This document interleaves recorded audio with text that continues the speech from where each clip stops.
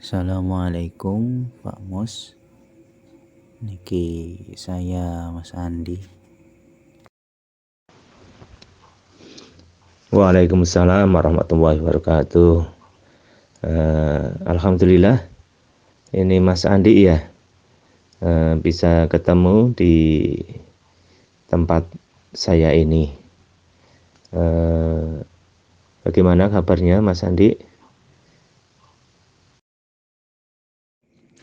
Alhamdulillah Pak, sehat-sehat niki. Iya, tapi terlihat di raut wajah Mas Andi itu kok ada semacam kegalauan dalam hati. Kalau boleh saya tahu, apa sih perasaan yang Mas Andi rasakan dalam hati panjenengan?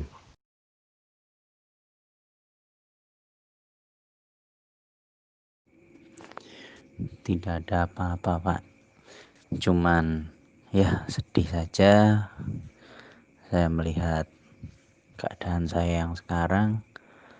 Menyesal juga atas apa yang pernah terjadi dulu gitu kan Pak. Ngoten niku Pak.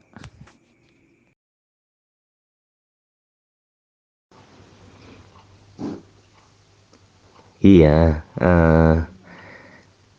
kesedihan panjenengan ya, ini mumpung ketemu dengan saya dan kita berharap kesedihan panjenengan itu jangan dipendam sendiri.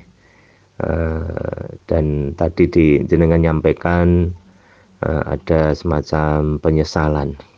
Kalau boleh saya tahu, apa sih itu yang menjadikan sedih dan penyesalan panjenengan? Ya menyesal aja Pak, cuman gimana ya Pak, saya mau cerita itu udah kejadiannya udah lama, percuma kalau saya cerita gitu Pak.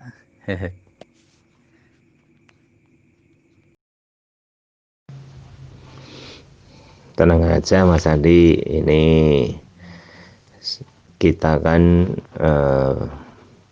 berupaya untuk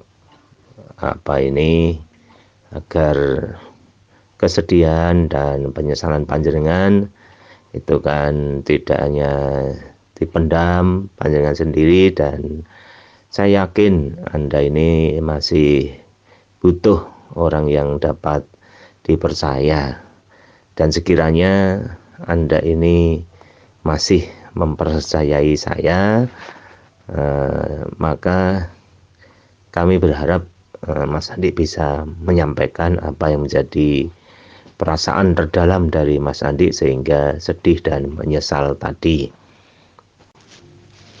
Oh iya Mas Andi, ini kan kita dalam proses konseling yang mana kita ini butuh proses ini agar nanti bisa berjalan dengan baik.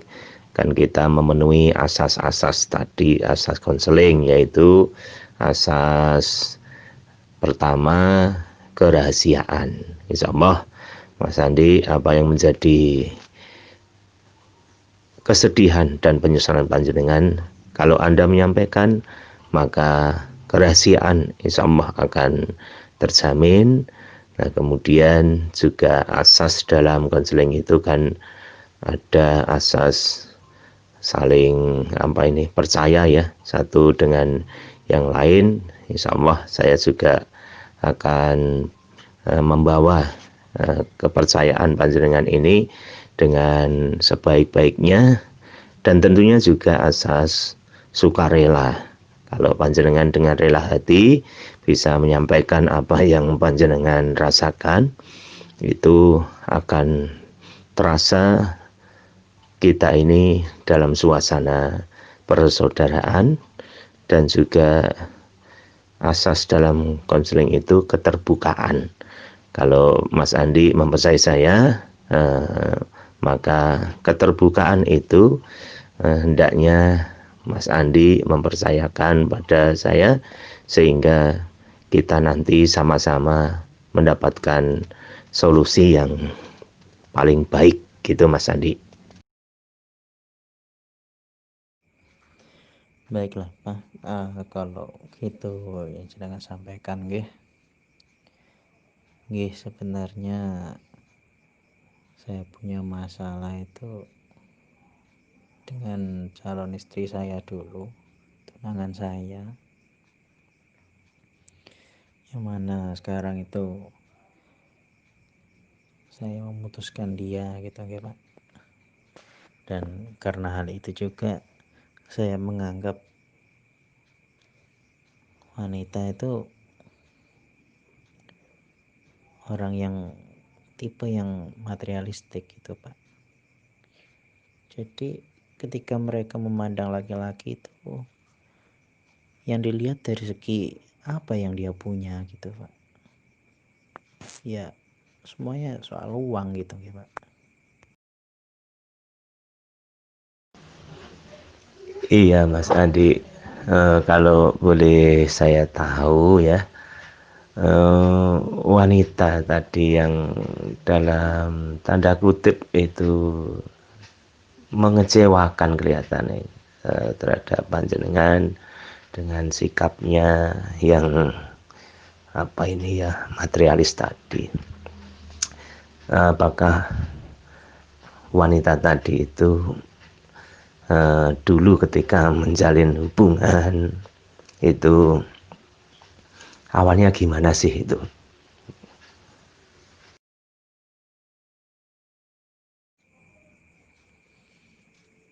Iya Pak, jadi dulu itu hubungan saya itu sudah lama, sekitar 3 tahun lebih kami menjalin hubungan gitu ya Pak. Dan alhamdulillah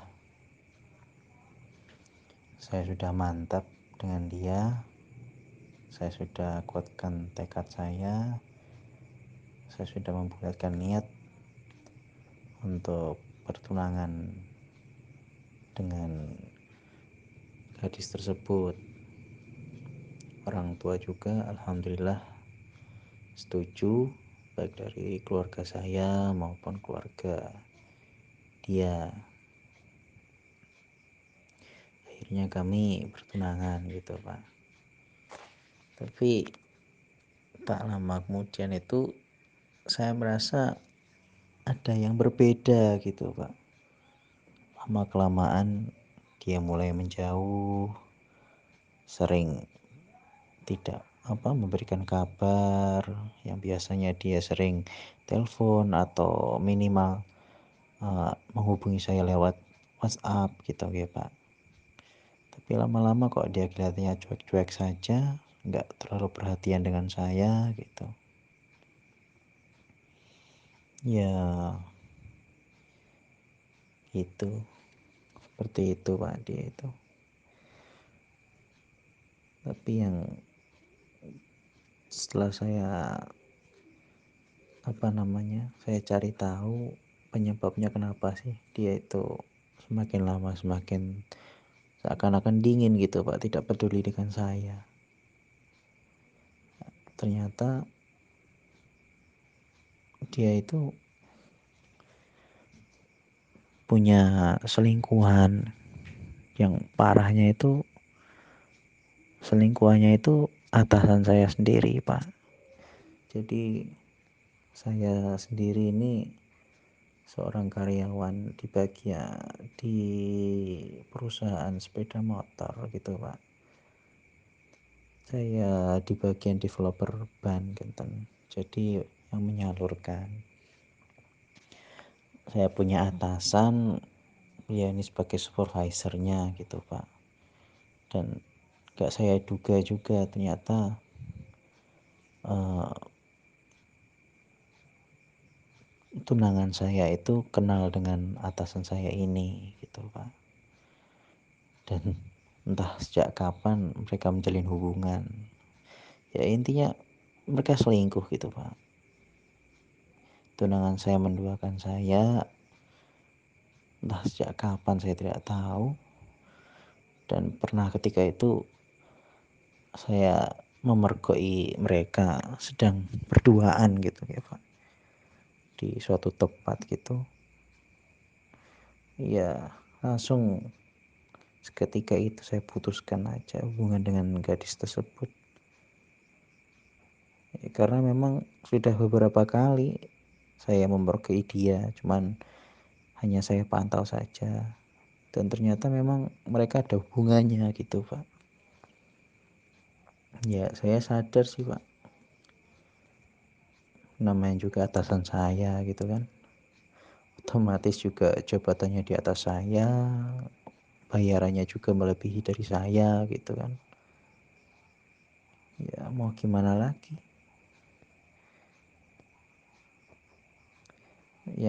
yang paling nggak saya sukai itu orang tuanya dia juga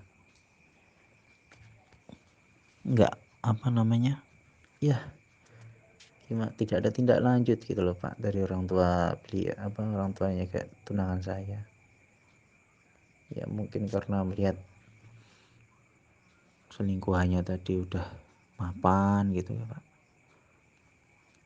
sehingga ya gimana lagi. Parahnya lagi ya orang tua saya juga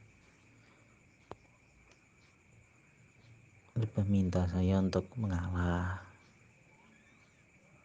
daripada diterus-teruskan permasalahan ini nanti nggak selesai-selesai.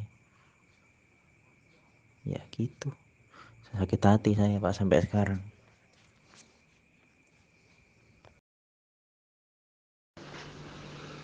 Masya Allah Mas Andi, saya ikut merasakan perasaan panjenengan yang mana kepercayaan penuh dan niat yang baik panjenengan untuk berumah tangga dan sudah bertunangan juga, akan tetapi ternyata kasih yang Anda percaya itu bersifat seperti itu.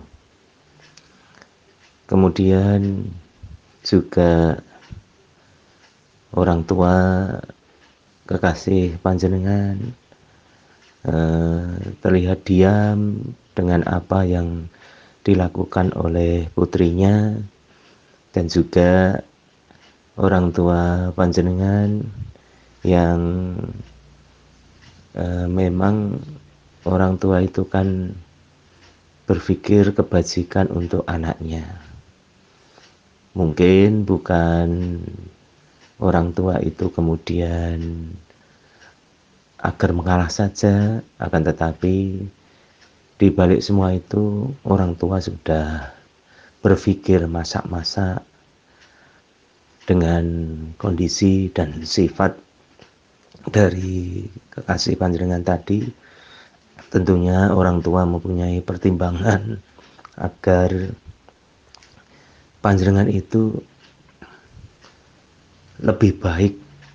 Artinya panjenengan itu, orang tua memberikan isyarat bahwa itu pasangan yang tidak baik, maka relakan saja. Ya, yang namanya hati itu kan tidak bisa menerima begitu saja. Apalagi panjenengan dengan penuh pengorbanan, kepercayaan, dan juga keyakinan untuk berumah tangga dengan pasangan panjenengan sampai lamaran itu, tentunya itu memerlukan banyak pengorbanan, baik finansial panjenengan dan juga pengorbanan cinta panjenengan. Rasa cinta itu yang memang sulit untuk dihilangkan. Akan tetapi kenapa cinta yang begitu tulus dari panjenengan, kekasih panjenengan itu tadi berkhianat atau selingkuh di belakang panjenengan, dan ternyata selingkuhannya itu atasan panjenengan sendiri. Ini saya juga membayangkan bagaimana jika saya mengalami peristiwa seperti panjenengan.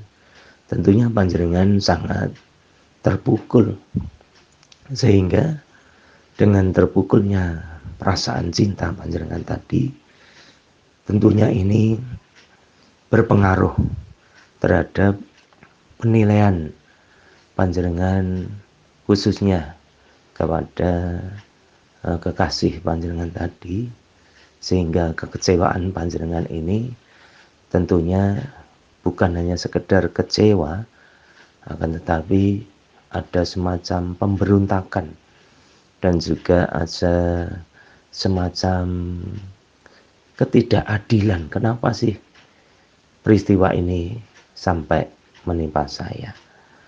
Nah, kalau saya boleh tahu, kira-kira perasaan panjenengan setelah memutuskan kekasih panjenengan tadi, apa yang Anda rasakan atau Anda menilai terhadap kekasih panjenengan tadi, kemudian apa yang Anda tentukan untuk bersikap dalam kehidupan panjenengan selanjutnya? Apakah panjenengan itu berupaya untuk melupakannya, kemudian berupaya untuk mencari kekasih baru, atau gimana Mas Andi?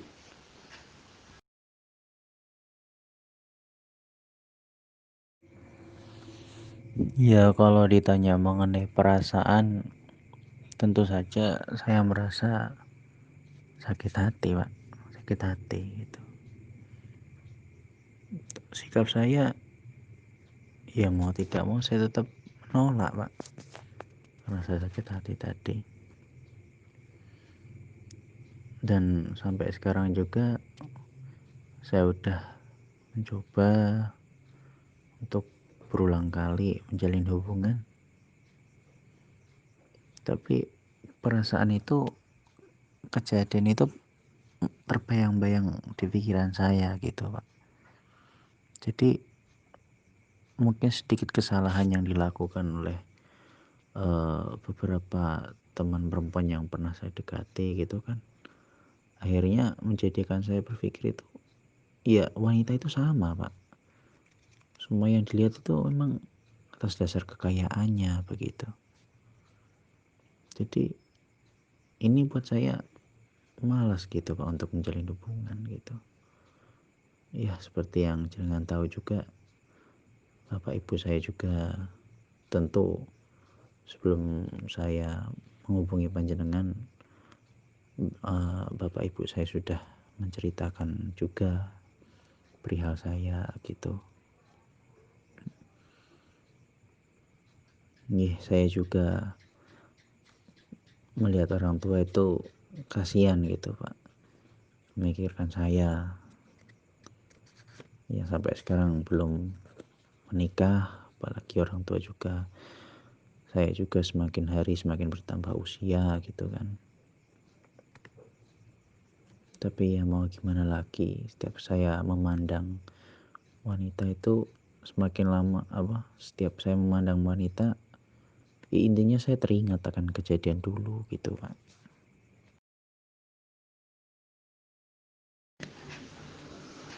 Iya Mas Andi, saya sangat memahami perasaan panjenengan dengan peristiwa perjalanan cinta panjenengan dengan kekasih panjenengan tadi. Akan tetapi panjenengan tentunya tetap saya harapkan optimis untuk bisa menjalin cinta dan merajut kembali dengan wanita yang lain, tentunya wanita yang terlebih baik.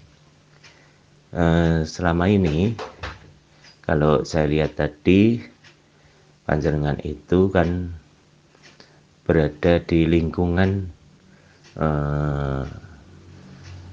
sepeda motor kan, sebuah perusahaan sepeda motor, dan itu mungkin wanita-wanita yang di situ yang panjenengan dekati itu ya mungkin ya kurang lebihnya bersifat seperti itu.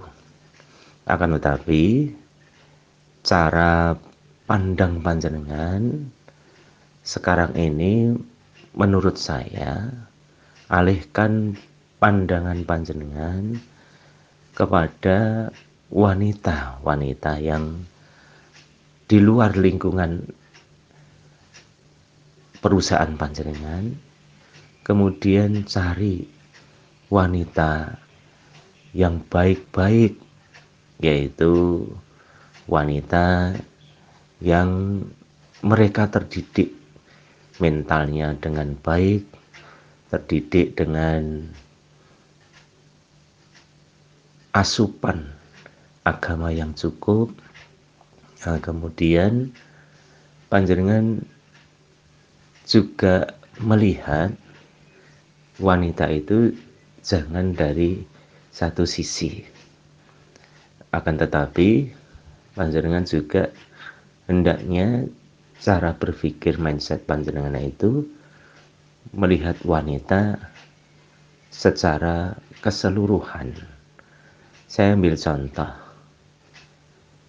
ibu bapak panjenengan, mungkin ada saudara perempuan panjenengan, yang mana mereka itu ternyata dalam kehidupannya baik-baik saja, setia, dan dalam keluarga mereka saling mempercayai, sehingga panjenengan juga bisa melihat ibu bapak panjenengan yang berpasangan sampai istilahnya kaken-kaken inen-inen, dan saudara-saudara panjenengan perempuan yang lain, dan juga perempuan-perempuan baik-baik yang lain, banyak yang mereka itu menjadi perempuan yang bisa menjaga diri, menjadi perempuan yang bertanggung jawab, dan menjadi perempuan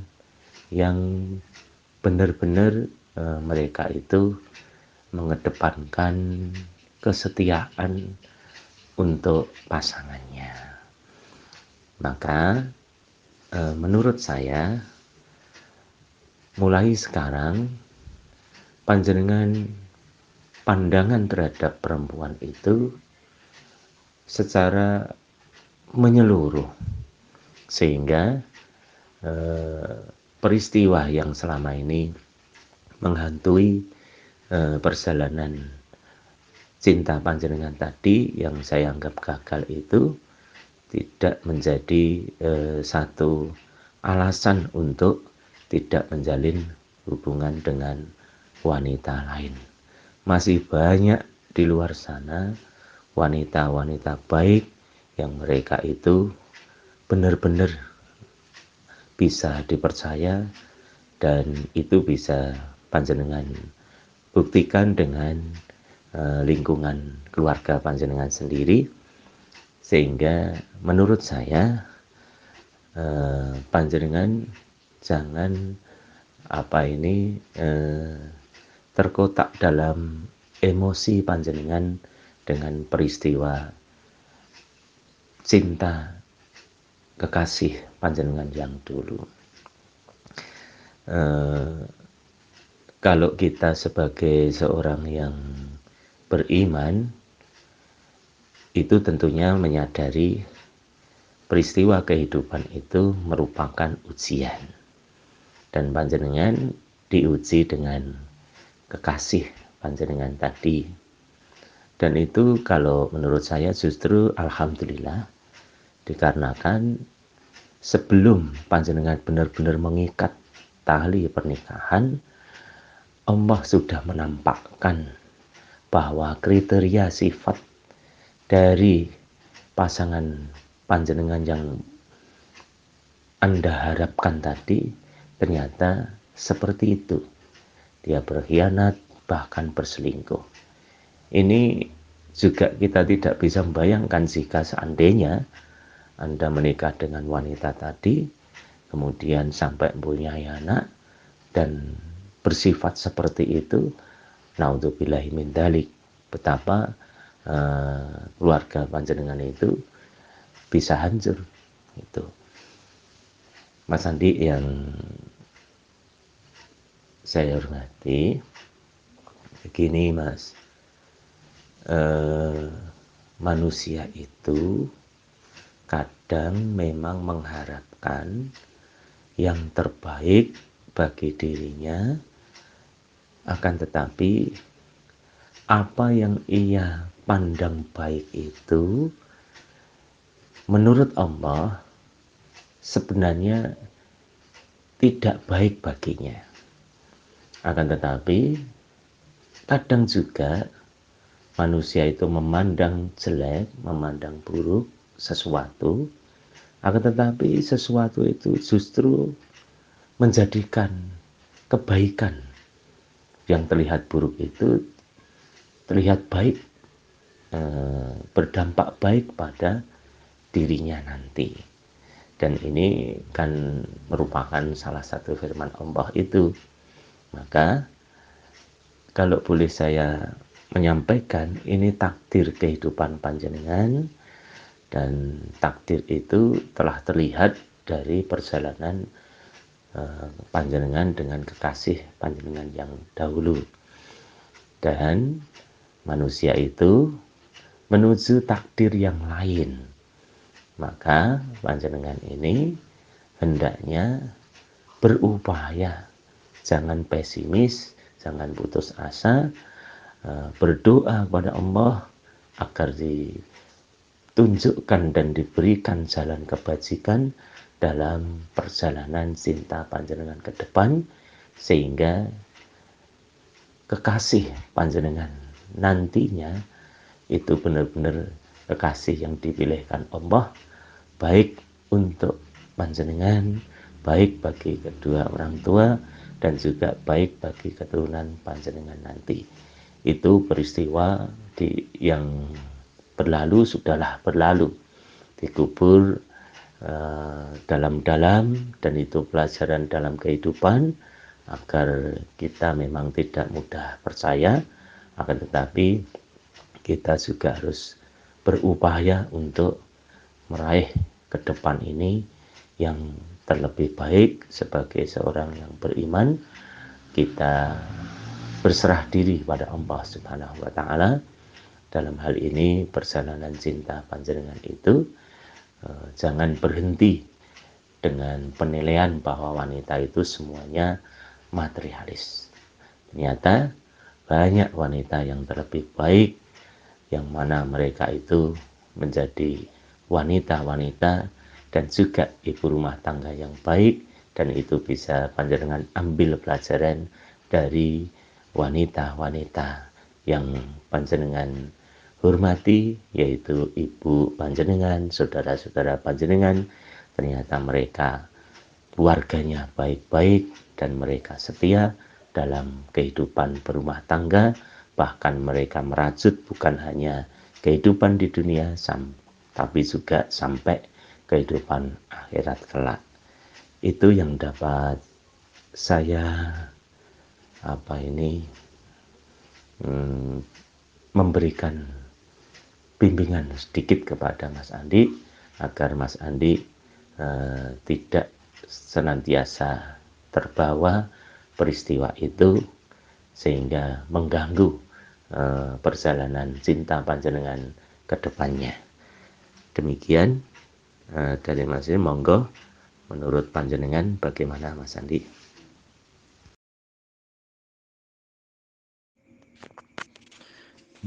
Seperti yang panjenengan bilang ya Pak. Ya memang selama yang saya alami ini, saya juga mulai berpikir positif, bagaimana saya harus bersikap untuk mulai terbuka dan bisa melupakan hal-hal yang sudah berlalu kemarin, terutama untuk kejadian yang pernah saya alami. Dan semoga kedepannya ini seperti yang jenengan doakan juga, saya bisa menemukan yang terbaik untuk menjadi pendamping saya nanti. Dan insya Allah saya akan berpendirian teguh untuk bagaimana menyikapi setiap kejadian yang saya hadapi ke depannya nanti. Jadi saya akan mencoba mencari seorang pendamping yang insya Allah dari segi pendidikan, terutama pada agamanya, itu baik dan bisa menerima saya apa adanya. Oke, saya ucapkan terima kasih atas bimbingannya panjenengan dan doanya juga, semoga saya bisa jadi sosok lelaki, sosok seorang imam yang baik untuk makmum saya nanti, terutama pada keturunan-keturunan saya setelah ini. Wonten Pak.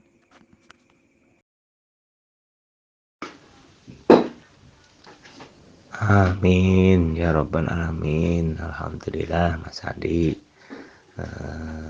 dengan apa yang panjenengan sampaikan tadi, saya ikut berbesar hati bahwa panjenengan sudah berupaya untuk merubah dari sikap panjenengan tadi, dan kita berharap semoga panjenengan nanti mendapatkan sosok wanita yang terbaik, bisa memahami, setia, kemudian bisa menerima apa adanya, dan tentunya tadi dengan sampaikan dengan harapan wanita yang agamanya kuat. Saya kira pertemuan kita akhiri sampai di sini. Semoga pertemuan ini membawa manfaat dan keberkahan bagi kita. Demikian saya sampaikan terima kasih pada Mas Andi, dan saya senantiasa mengharapkan perubahan sikap panjenengan ini menuju kepada kebajikan dan keberkahan kehidupan panjenengan nantinya. Silakan panjenengan melanjutkan aktivitas, dan kita akhiri dengan wassalamualaikum warahmatullahi wabarakatuh. Amin ya robbal alamin. Terima kasih Pak atas doanya panjenengan. Semoga yang jenengan doakan nanti dikabulkan oleh Allah Subhanahu wa taala. Amin.